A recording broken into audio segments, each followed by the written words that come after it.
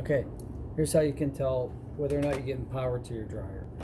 With this plate uncovered, there's 3 leads that go in. We're going to test the leads. Don't cross the wires. Wear gloves. Don't stand in a puddle.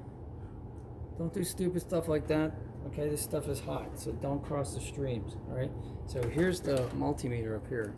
You got it set for VAC, right? Volts. We're testing volts.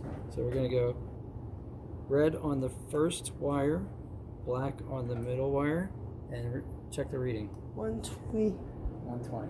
122. Okay. 121. So next we're going to do the middle one, red. I mean the second one. The third one, black. It should be 120 or so. 122. Okay. Now we're going to do the first one and the last one, and that should be 240. Oh, sorry. Go ahead. Yeah. 245. Okay. Nice. So that means that this is getting power. Okay. So we need a new dryer. Okay. Well, I guess you could try to fix it, but we're just getting a new dryer. So that's one way to tell whether you need a new dryer. Excellent. And no cobwebs, I see. No cobwebs. Very nice.